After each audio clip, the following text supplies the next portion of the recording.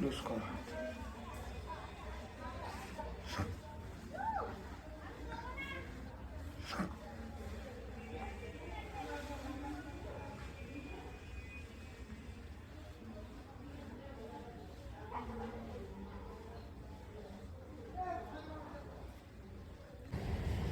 তো আমি যে দিদাটাকে ব্যায়াম করাচ্ছিলাম, এই দিদার বয়স 90।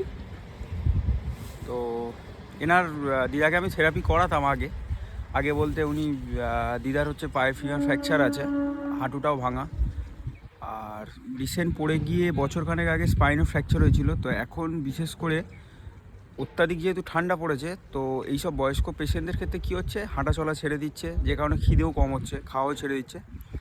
তো যে কারণে ডাক্তার এইসব ধরনের পেশেন্টদের এক্সারসাইজ করাতে বলে।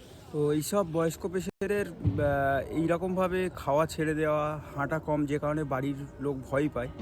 তো ভয় পেয়ে সাধারণত ডাক্তারের কাছে যায়। তো ডাক্তার ব্যাপারটা বলে যে এরকম থেরাপি করাতে। থেরাপি মানে কি, এইসব পেশেন্টদের কোনো ইলেকট্রিক্যাল থেরাপি নয়, এনাদের এক্সারসাইজের মাধ্যমে, যাতে এই যে একদম শুয়ে আছে, উঠছে না, অত্যাধিক যেহেতু ঠান্ডা, সারাক্ষণ চাদর মুড়ি দিয়ে আছে, আরও নিজেকে বেশি আরও অসুস্থ বোধ ফিল করছে, উইক হয়ে পড়ছে।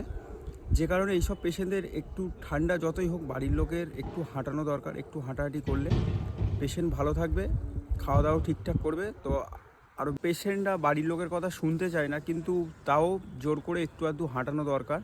হ্যাঁ, সারাদিনে একটু আধটু যদি হাঁটে তাহলে ভালো থাকবে। কারণ একদমই যদি না হাঁটে, কারণ এরকম ঠান্ডা তো আর 2-1 দিনের জন্য নয়, বেশ কিছুদিন হবে। তো একটানা অতদিন খাওয়া কমিয়ে দেওয়া বা হাঁটা কমিয়ে দিলে পেশেন্টের ক্ষেত্রে সমস্যা হবে। পরে পায়ের জোর টোরগুলো একদম কমে যাবে আর হাঁটতে সমস্যা হবে।